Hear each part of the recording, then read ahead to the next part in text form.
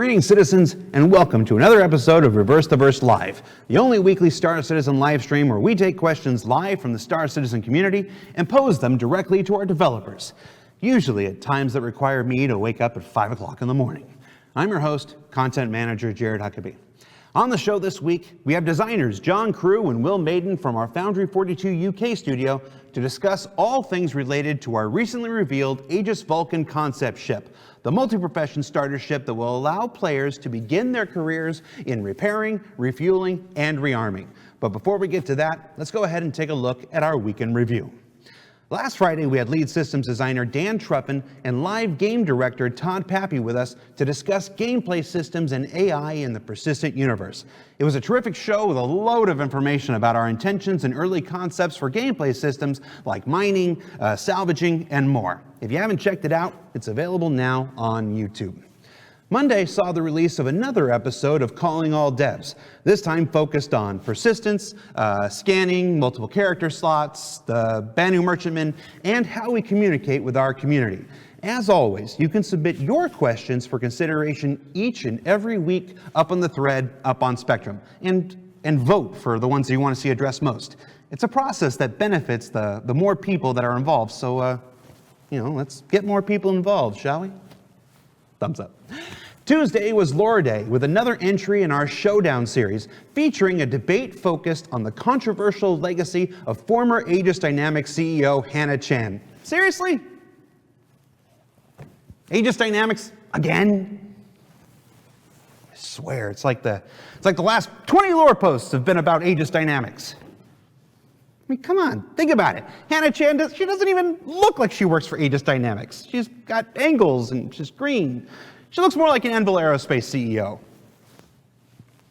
When are we going to get another Crusader Industries CEO, huh?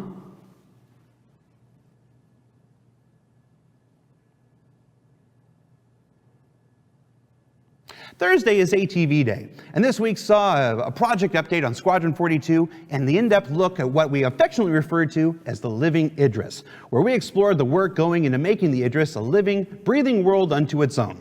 It's a fantastic look at one of the many aspects of Star Citizen development that will set it apart from other single-player games on the market. And my efforts to convince someone to include a lowly ensign that's constantly looking for his keys all day, every day continues. If unsuccessfully up until now. But I am undeterred. Also on Thursday, we launched our first concept ship of 2018, the Aegis Vulcan, probably a ship I've got more personal attachment to than any other in our collection of 115 that we revealed so far. This ship will be available for an extended pledge period over the next 5 weeks, and when we return, we'll be sitting down with some of the designers involved in the development of the ship and its relevant game systems to answer your questions live. So stay tuned, we'll be right back.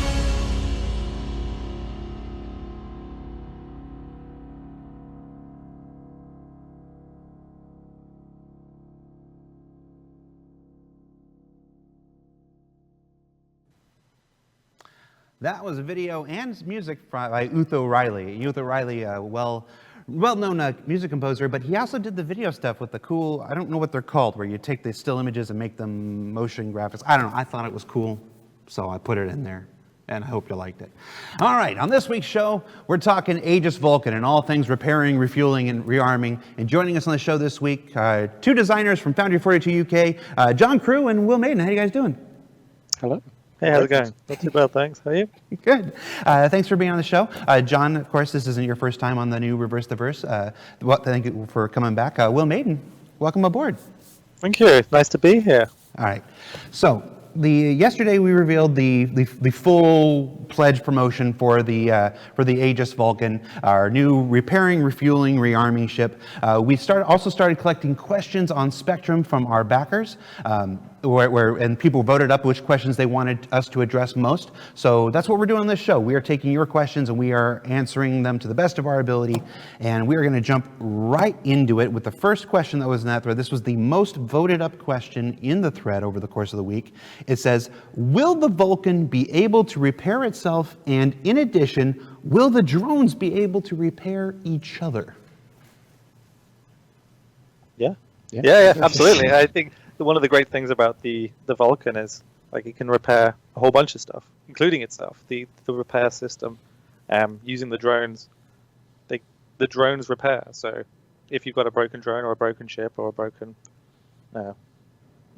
vehicle, go up to it, shoot it with your we've got a kind of repair attachment to them, and then you can surface repair. Obviously, it depends on the extent of the damage, but yeah, there's not going to be like some random line of code in there saying don't allow healing your own ship. That's not what it's about. It can do anything within its capabilities. Right. What can we say now about how repairing works in general? So the drones, we've seen in the some of the concept images. The drones go out. They seem to circle whatever the target of their repairs are. What happens once the drones get there? How does that process work? We've got there's a few different ways you can repair a ship. Obviously, if it's got a broken engine or something like that, you can go up to that engine and actually either replace it out or repair that particular piece of the ship.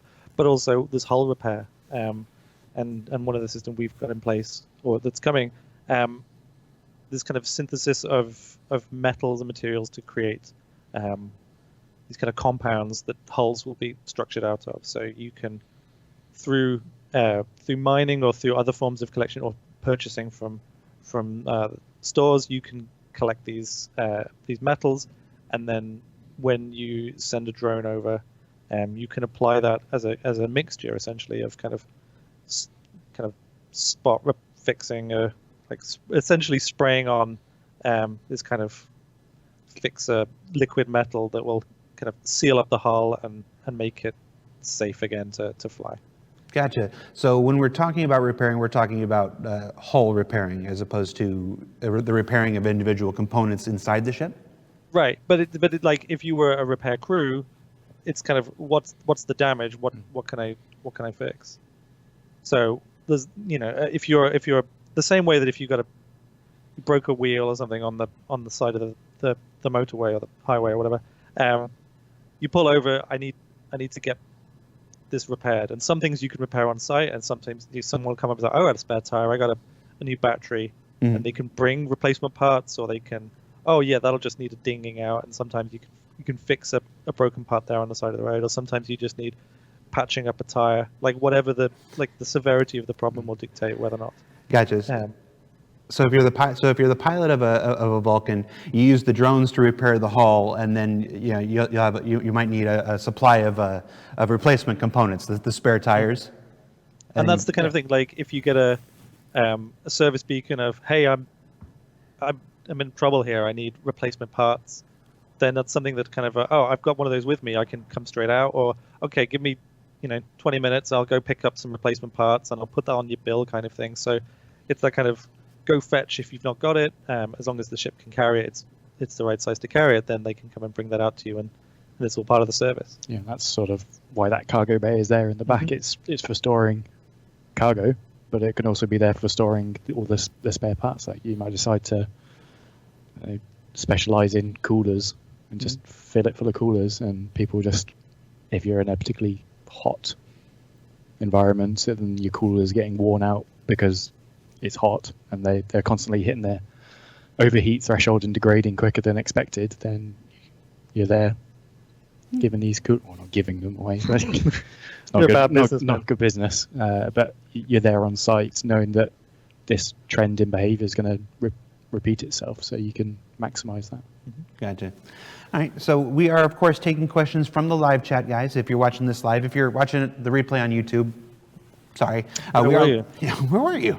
We are live on Twitch. We are taking questions from 2 places, live in the Twitch chat and also live in our Spectrum chat. You can preface your question with the word question in capital letters surrounded by brackets. That's going to help our community managers pull them out from all the regular conversations going on. From the first question from the live chat was right off the bat: can the Vulcan repair itself? Which we just covered. The next question is regarding the rearming mechanic.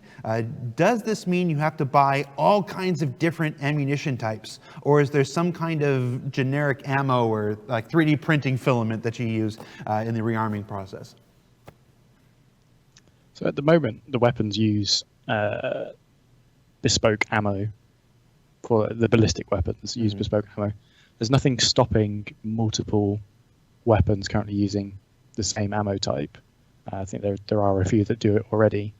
But the ammo boxes on those weapons are very, very small, and there's not actually a huge amount of variation in the ammo there at the moment. So currently, yeah, you probably would need to buy a small pool of it. It's not something we've really talked about, like 3D printing ammo. No. Well, certainly not on site, but it's something that could happen in the future. Specifically, like I think we've talked about in the past, smart ammo for weapons. So ballistic weapons, the ammunition is smart. By default, it's dumb. It's not programmed to do anything, but the weapons themselves can preset their behavior to perhaps make it more incendiary, make it more armor piercing. So you might be able to, in the future, preload that. So rather than the weapon doing that itself, it can be the Vulcan comes along with, I've got 20,000 rounds worth of armor piercing ammo, or do you want 20,000 rounds of incendiary? I can do it here and now for you. Okay, so it sounds like, while the Vulcan can do repairing, rearming, and refueling, as a pilot of a Vulcan, you're going to want to make some smart choices about what you bring with you in order to do one of these 3 professions. Is that right? Yeah. It's not a flying factory. It's a support ship that will come out, and it'll bring with it the fuel and the parts and the kind of the replacement hull compounds that you're going to need. Obviously, if you're smart about it and you know what's in demand, what kind of things are big right now, you might the common weapons, let's have a couple of those on site at all times, because someone's always going to want some extra missiles or something, and these are the common missiles that the sizes that we'll want. Anything that's kind of specialist parts, then you may, okay, give me a minute, I'll go and have to pick that up from I know a guy that can acquire these kind of things. So you're knowing where you can pick up certain bits and where you're going to get a discount and things like that. Like there's probably going to be this kind of unspoken second side of the career of kind of where are the good hardware stores around here? Where can I get engine parts for cheap, kind of thing? Yeah, there's sort of multiple ways you can play it. You can be the guy that's got a bit of everything, can react to any situation. You're out in space waiting for the call, or you could be the guy that's, I keep my cargo bay empty of everything until I get a call, and I'm lurking near a truck stop or a station, and I can get exactly what they want. It might take me a bit longer to get there, but they get exactly what they want, versus quick response and, well, this is the only power plant I've got, so do you want power or do you not want power? And I think it's cool that as we're talking about the repair and the rearming for ships, we're also looking at the salvage side of things, and not to divert the conversation, but when we get to a point where you'll find a derelict and you're stripping it for parts and like, oh, this is good, and all of a sudden other players become second-hand dealers in you know, one careful owner had this shield generator, but they crashed into a rock, so this is still good. And you can sell between the players, and so that kind of picking up things at a discount from local merchants rather than going to stores kind of thing. Like the player-driven economy from that side is something that could become huge then, whereas like, oh, I know a guy that can get me some, I got the extra ammo, I've got these extra parts that, or I've stripped the hull of another ship, so I've got all this extra metals that I can use to, we just apply it to a new ship. And so.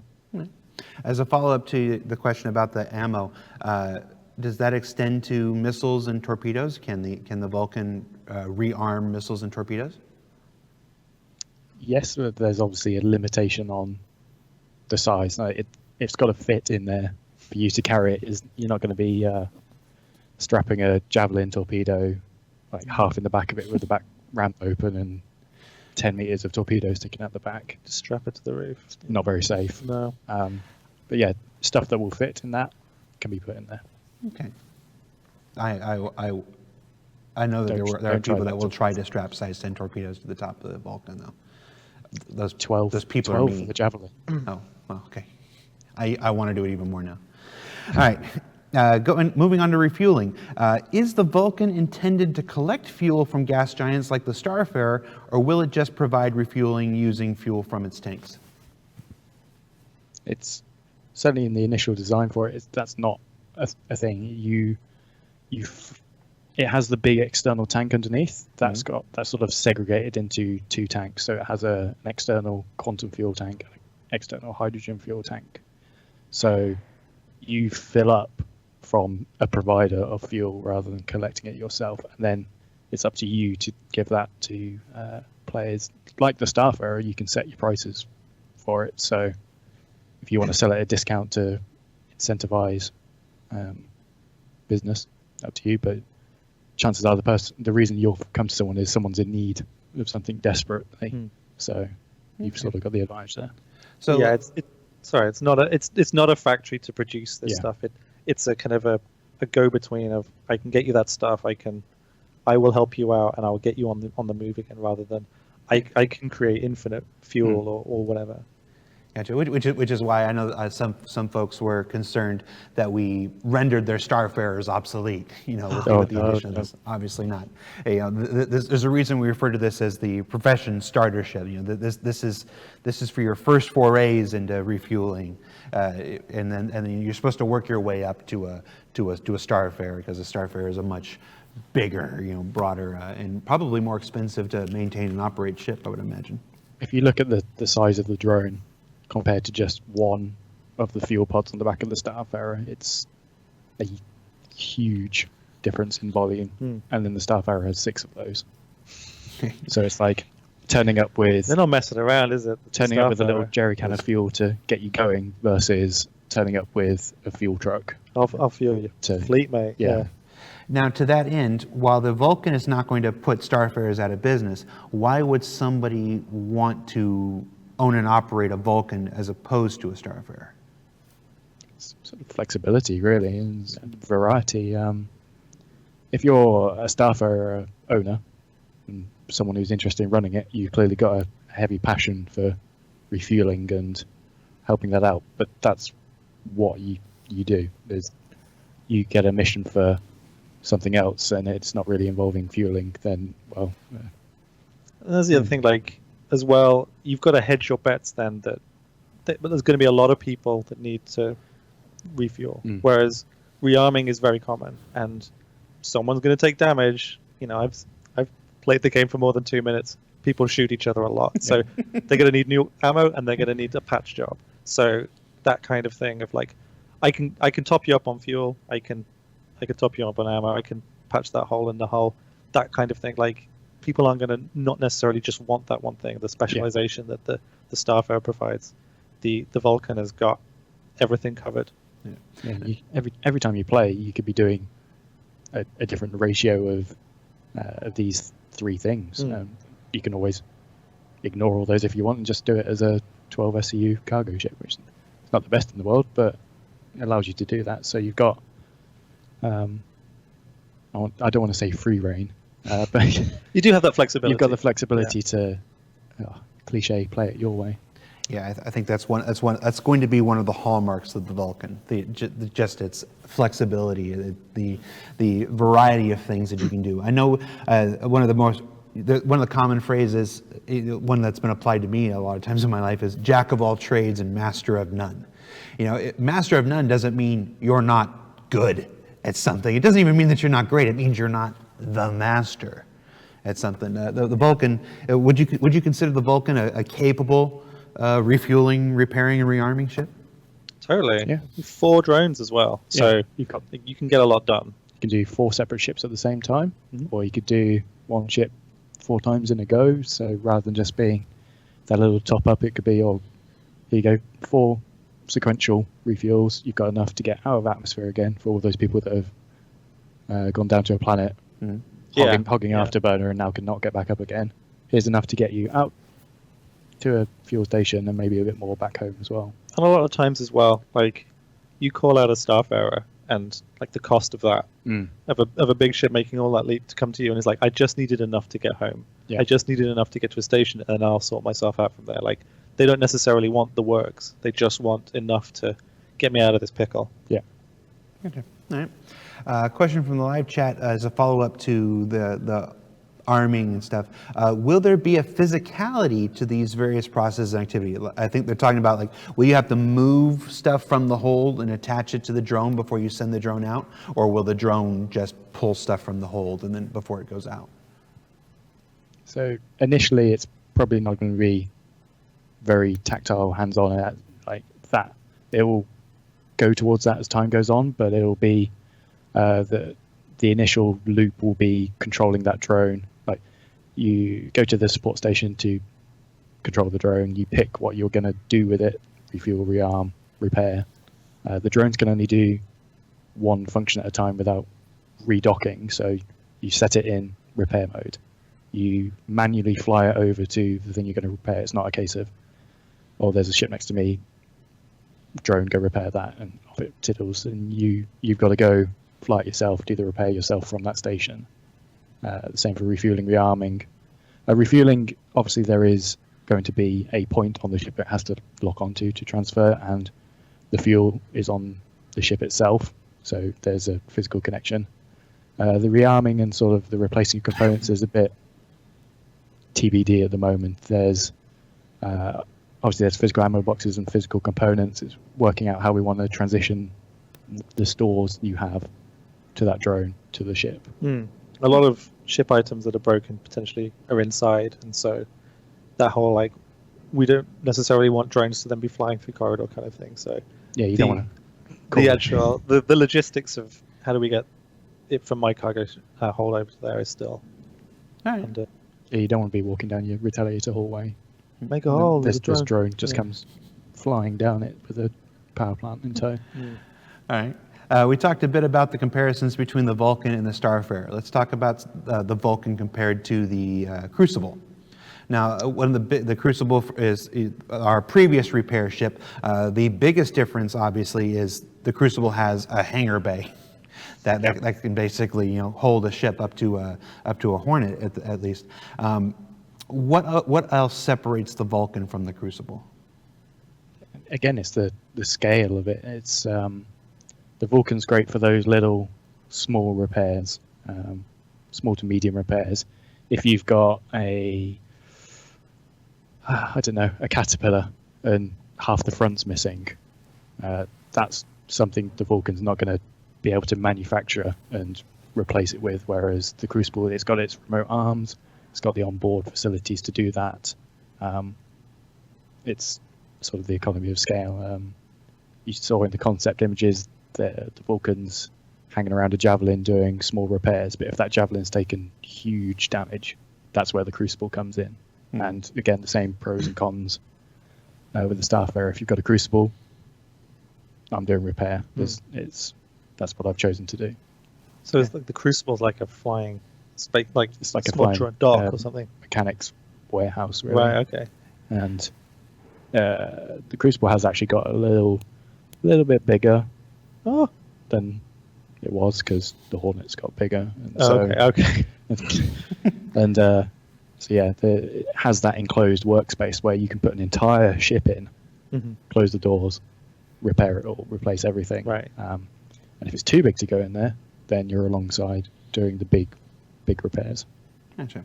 So again, just like it is with the Starfare, the Vulcan is meant to be your starting point for these professions. It allows you to explore multiple professions at once. It allows you to operate. I don't want to say cheaper, less expensively. It lets you operate, these professions less expensively and with a lower threshold of commitment than operating a Crucible or a Starfare would.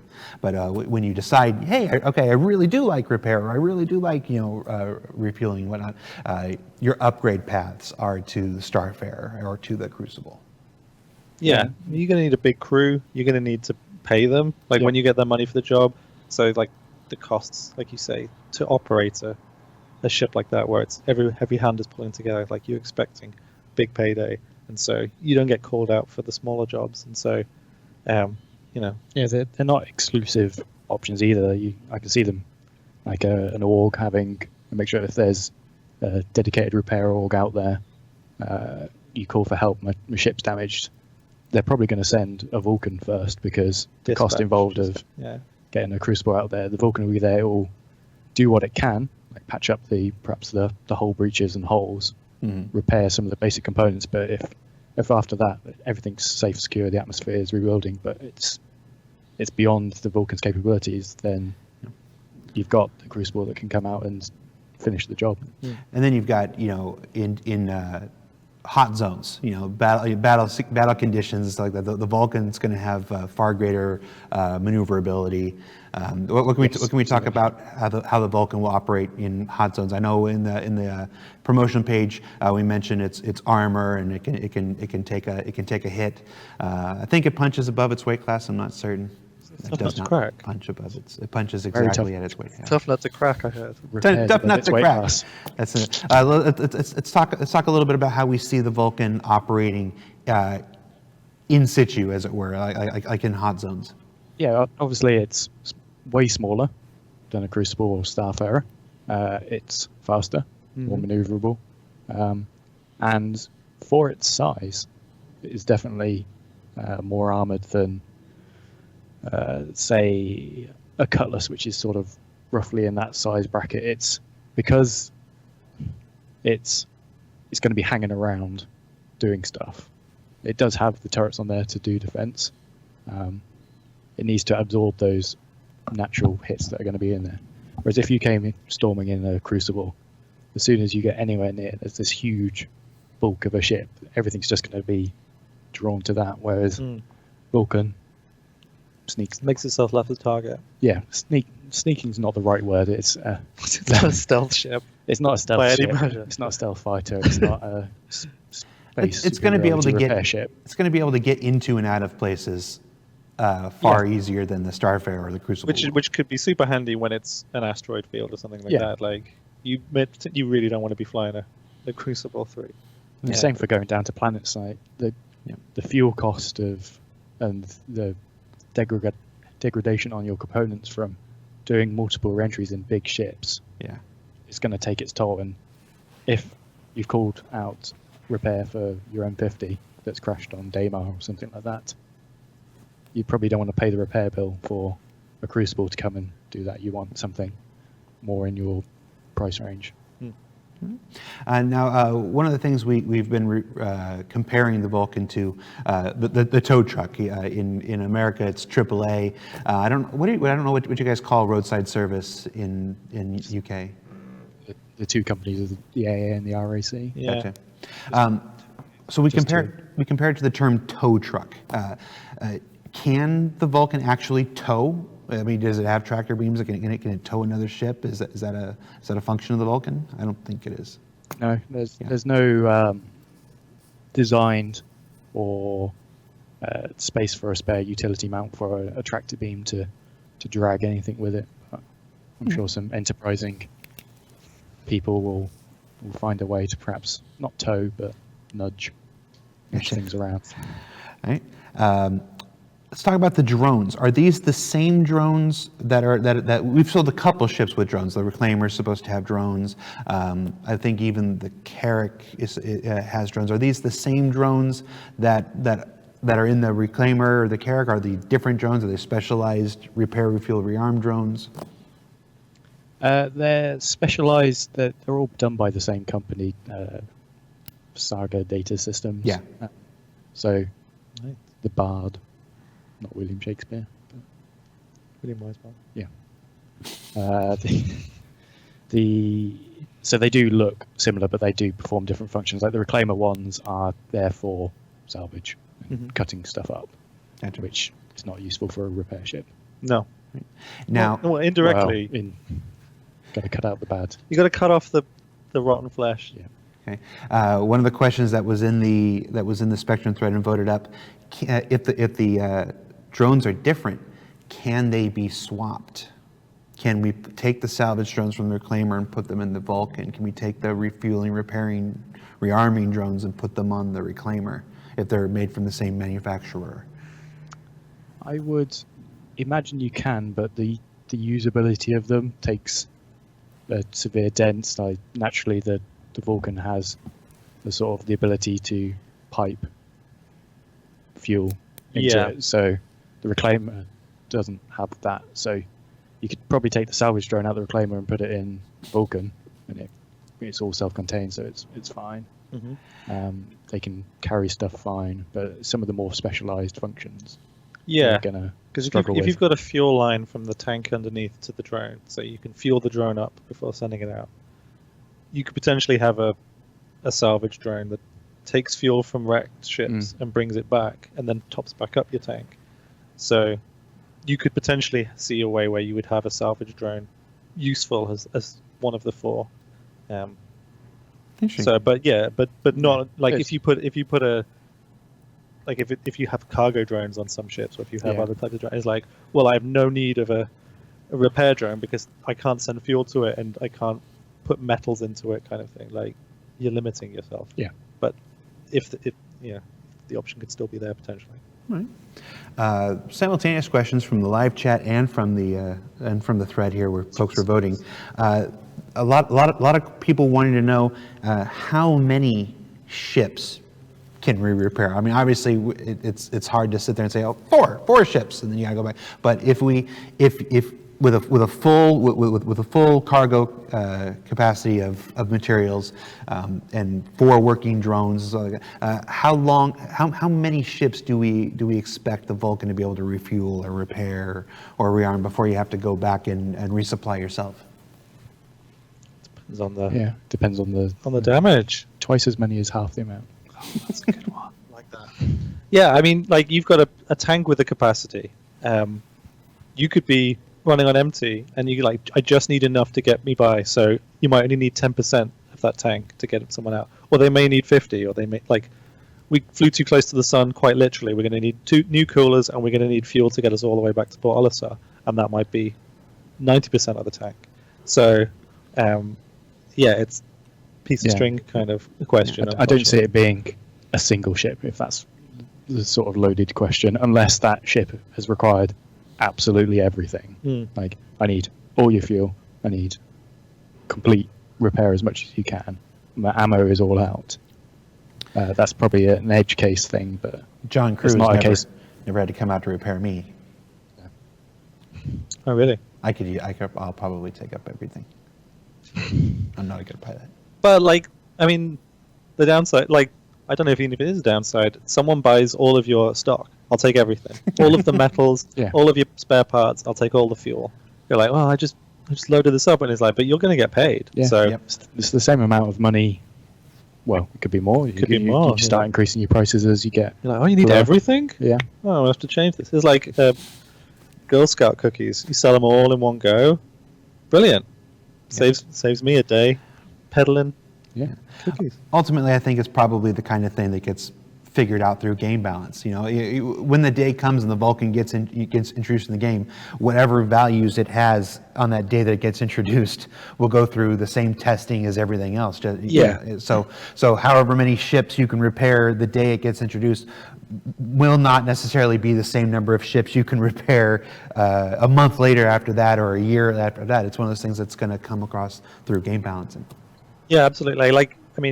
To speak to that point, we're never going to get to a situation where you empty the entire tank of fuel into a stranded ship and it's not even halfway home, and then you've got to go back and get more fuel. And we're going to make sure that we will be able to get you home to the nearest space base from a ship. Yeah. So, at the bare minimum, you will be able to help someone get home. All right, the next question from the live chat. This is a shady individual. Can the Vulcan drones sabotage, i.e. pretend to help, but actually cripple a ship further? How would you cripple it? Actually do damage? Just take the missiles back off again. Just come back, take it back off again. But the guy's like, well, where's my missiles? You promised me missiles. I started with no missiles and you ended up... I guess he's like, I've got 16 missiles, I need 4 more. And then all of a sudden I've got no missiles, and this little cackling robot is flying off with your... Get back here. I don't think they have... I wouldn't have thought we would allow them to have the ability to remove items. And I think that goes back to the logistics question of how do we take from our side and give to you, but not leave as an open door, I'm going to turn my back and trust that you're going to put everything in the right place and not take anything from yourself, kind of thing. Yeah. Or that sort of stuff happens, then the whole reporting criminality system in game is yeah. That was a shady deal. I was thinking more of the hull repair drones that come, and instead of repairing the hull, they just start stripping more hull away. Yeah, that's the kind of the salvage. If you've swapped it for a salvage drone. You swapped it for a salvage? Oh my god. Essentially though, as soon as you start, the way that salvage is, again, not to diverge, but it's applying essentially damage to the hull as it scrapes the hull off. So if you're in a ship and you start taking damage, then that guy's going to get flagged as an enemy immediately. All cannons fire, kind of thing. So, all right, I can already see the people that are going to try to. Someone's going to do a Vulcan with all salvage drones, hey, I'm here to help. There's always one person. And start salvaging people. All right. But then people are going to lay in wait. They're going to lay in wait and play dead, aren't they? And then someone's going to... The whole Q ships thing. It's going to be mayhem. What have we done? All right. Next question from the thread. Is the Vulcan intended to come out this year? Is that a when question? Sounds like a when question to me. Yeah. It's not on the 2018 schedule. I think we can safely share that. At present, at this day, at this time, the time that we're talking about this, it's not on the 2018 schedule. So I'll defer to you guys on. Yeah. No, I already know the answer to that. I don't make the calls. Yeah. Jared does. Jared knows. Yeah. Yes. Well, I've become the ship info guy. All right. To what extent can the Vulcan be operated by a solo player? As in, does the ship need to be actively flown by a pilot while conducting repairs, refueling, rearming? It doesn't need to be actively flown. It really depends on the scenario. If you're doing it in the edge of atmosphere where gravity is sort of taking effect, it's probably not the wisest time to leave the pilot seat and start doing stuff. But no, you can fly it by yourself. You can pack it up, turn around, jump in one of the support stations, do the drone stuff. Yeah, I hope you're not getting shot at. Yeah, so the 2 support stations control the remote turrets and the drones. So obviously there's 4 drones, 2 turrets, only 2 places to control it from. You've got to make some decisions about what you're going to do at one time. If you read the shipyard posts, which I highly recommend. The cargo one's excellent. Sorry, here. There's a whole page about remote turrets and how we plan to allow players to essentially give AI control to them. So if you're a solo player, you probably want to take your computer, take out the blades that come with it by default, stick some remote control ones in there. Mm-hmm. So then those turrets are just automated defense, and you can focus on doing repair. Gotcha. I want to go back to something you said a little bit earlier, John. In the ATV yesterday, I believe you mentioned that while the ship has 4 drones, you can only use 2 drones at a time because there are 2 stations. Yes. That's right. So 2 active control of them. Like when you stop using them, I'm not fully sure on where our drone gameplay is, but I imagine at the very minimum they're just going to remain in place. But you might be able to do leave it on a sort of pre-programmed flying around situation. But because they can only do one function, so you load up them how you want to do, send your refueling one out. That's doing refueling. Whilst that's doing that, jump on to the other one, start doing some rearming. All right. So earlier in this show, when you said when we were talking about how you use your drones, you mentioned you could either use 4 drones to repair 4 ships, or 4 drones to repair 1 ship faster. Did you mean 2 drones at a time, or is there actually a way to utilize all 4 drones at the same time? You can have all 4 out at the same time, but only 2. If you've got 2 people on the 2 support stations, then only 2 can be actively controlled at a time. Gotcha. So like when I said 4 on 1, that's like chain them up, so 4 in a row doing it. But there's only one fuel port. You can have one fueling, and then while it's fueling, it's like, okay, that's actively fueling. Now let me repair with this one. Yeah, say I'm solo piloting my Vulcan. I go to the support stations. I program 2 to be fueling, 1 hydrogen, 1 quantum, 1 repair, 1 rearm. I control the hydrogen one first, fly it over, dock it on. Whilst that's doing that, I switch to the repair one, fly it over, start doing the repair. Swap to the rearming one. That launches out, grabs a missile, sticks it on. The fuel one's probably done by now, so I'll fly that back and then fly the quantum one back out. So it's like hot seat. You're just jumping on it as it needs attention, and then setting it up, and then jumping to the next one. If you've got another player, then obviously you can do twice as much. If you don't have a second player, then you can always hire NPCs to do that job for you, although how good they are is up to you how much you want to decide to pay them. Okay. That still sounds like only 2 drones are out and active at a time, though.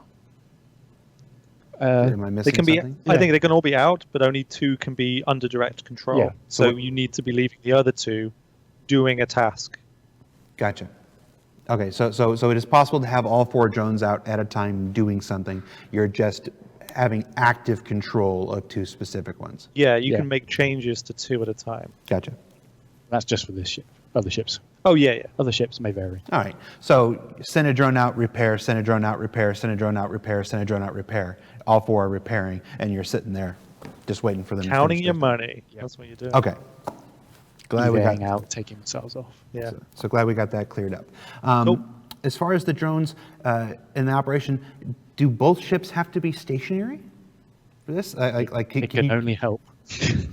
Well, I mean, considering it's drones, considering we're not doing the standard, F-14, refueling, thing with a hose. If you were, hey, I'm down to 50% fuel and I just want more fuel, can a Vulcan come and while you're both in flight, since the drones can fly around, can you actually refuel while both ships are moving? Yeah, so the drones they'll be flyable things, so they will have their own speed limits. So if I wouldn't expect people to be afterburning whilst trying to have this little drone catch up to fuel them. So you'll be able to do it in motion, just at a considerate speed to each other. For the other actions, there's nothing stopping you launching your drones and the Vulcan just staying where it is and the drones go off. That ship could be flying around still, but it's going to get harder the more that person starts moving around. Interesting. Okay. Cool. Let's see. Another question from the live chat. Must a target's shields be down in order for drones to do repairs? That might be a little early. Yeah, that's... Well, shields don't stop physical collisions with stuff, like ramming into stuff. Okay. I believe the law of the shields is they just reduce velocity of objects. Okay. It's like hitting something into water, if all of a sudden it slows down. Yeah, so that's why energy weapons sap shields is they have no mass. Okay. So they don't go through the shield because there's got no mass to slow down. It just all gets absorbed in. Okay. Which in turn draws down the shields, whereas ballistics go through shields because they've got the mass to carry on.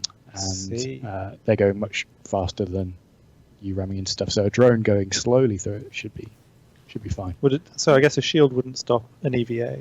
No, you can EVA through those. Okay, so Yeah, same principle. yeah. Yep. Okay. Can a Vulcan restore a ship to 100% condition? That kind of goes back to what we were saying before. It Yeah. depends how damaged the ship is.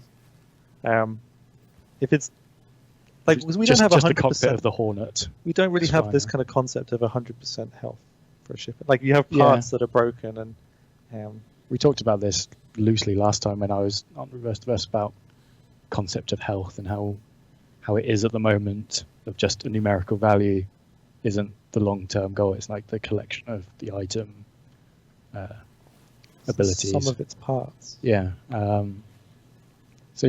Going back to 100% health, if it's how damaged is it? Is it just lightly singed from atmosphere entry? Yeah, sure. Is it just the cockpit of the Hornet? Everything else is gone? Probably not.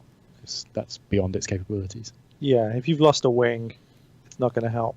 But if you've just burnt the hell out of the wing and you've got right, well, I can fix that. So it's all in degrees of how severe the damage. Yeah, if I've got a small hole in the hull, fill it up with the gunge. Mm-hmm. Job secured. Will the Vulcan be effective on capital ships? Again, yeah. depends on the damage. It's What's the definition of effective? Yeah.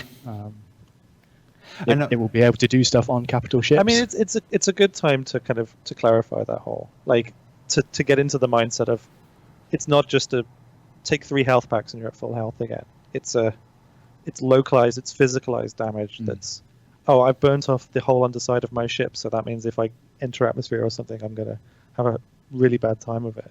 Yeah. That kind of thing. Like it's specific damage that's been done to a ship is how it's kind of the longer term plan for Star Citizen's damage model. So thinking about it in terms of like, well, I've broken my engines, so I literally cannot move, and no matter how much you repair the hull, the engines are never going to get fixed. I'll still never be able to move, kind of thing. So it's all the degrees of what broke on a capital ship, and we've got the Crucible for right. We need a new wing. You need a new thing. Right. Okay. We're going to need to call out the big boys. But if it's a case of we are venting oxygen, like the bridge has got a big hole in it. Hull it's like, bridge. well, we can yeah, exactly. Then we the can. rear ramps ripped off. Yeah. I don't know. Yeah. In one of the marketing images, we show actually several Vulcans assisting a Javelin. Right. I mean, if you've taken torpedoes through the sides and it's just everything's vented and there's hull breaches everywhere, they will fix that right up and get you flying again, get you back into the fight. Yeah. I do want to mention something about that image, the image with the Javelin. The torpedo tubes at the front of the Javelin with the lights at that angle look like a landing bay. We've seen a lot of questions. Does the Javelin now have a forward landing bay that they didn't know about? Those are just the lights on the torpedo tubes that we're seeing in that image, right? Yeah, I don't know if you can see it in the image, but if you follow those lights all the way back, sort of into the recess of the Javelin, you've got the 2 huge torpedo launchers.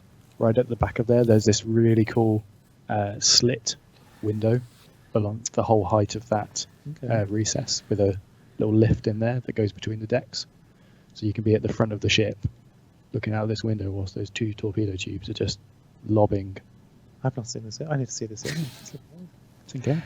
Yeah. I'll load the game up and see it later. Yeah, Don't worry. yeah, it's pretty cool. I just wanted to, because of the angle of the image and the Vulcan flying towards it to do repairs. To some, it looked like there was a landing bay and the Vulcan was coming in for a landing. It's like that. It's not a landing bay. That's a torpedo. You could try to land in the torpedo bays, and I'm sure somebody will try. Someone's gonna do it again. I'm sure somebody's going to try. Man, all I want to do in this game is stuff I'm not supposed to do. Now I really want to strap a size 12 torpedo to the top of my Vulcan and try to land it inside the Javelin torpedo bay. It's like an upscaled Aurora with its size 4 torpedo top hat.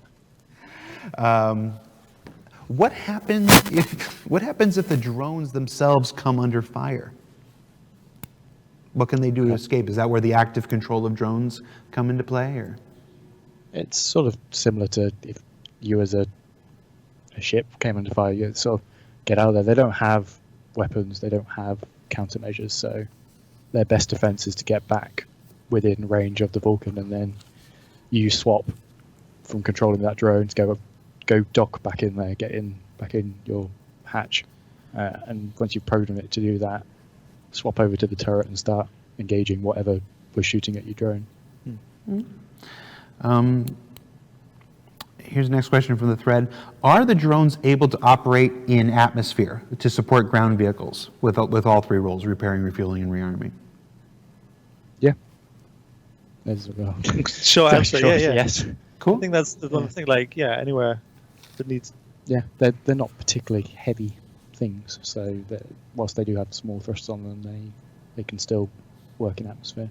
Yeah, so there's a ton of versatility for the Vulcan right there, because the Vulcan's got the, with its greater maneuverability and everything, flying through atmosphere. It'll probably fly through atmosphere once the full atmospheric flight model is in, and the thruster, when the VTOL engines come online, and people aren't just using maneuvering thrusters to hover in atmosphere like they're doing. When all that system comes online, the Vulcan's going to be much more effective in atmosphere than I imagine the Starfarer. The benefit to that is vehicle items are much smaller than the rest, so you can fit a lot more in that cargo bay. And from all the stuff I've seen on the forums and Reddit of people going on little expeditions around planets in their rovers and grey cats and That's a good shout. Yeah. cyclones at some point, there's going to be, they all have components in, just like the ships, so they're going to suffer from the same item degradation and wear.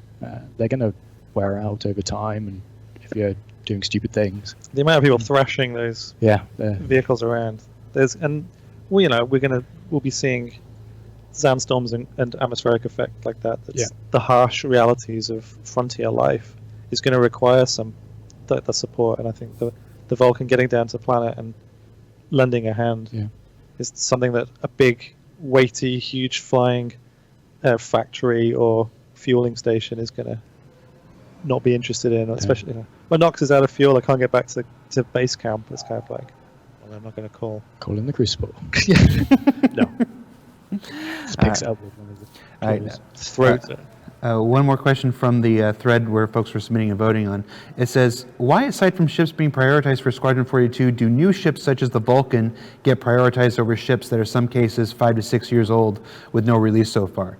The reason I want to ask that, it's not specific for this. The Vulcan, I can't say that word. The Vulcan specifically is not getting prioritized over anything else at this time. But this question goes more to why do we do some ships before others, and that comes to what's available in the persistent universe, in the gameplay systems.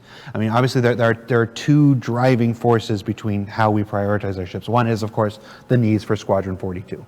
The second one is gameplay systems in the persistent universe that come online. I know a lot of folks, this goes to, for instance, the Carrack. A lot of people, where's the Carrack? Where's the Carrack? Where's the Carrack?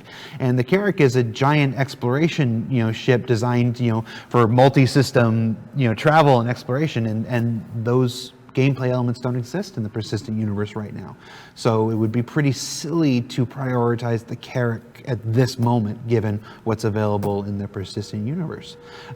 But of course, we try to keep those things in parity whenever we can.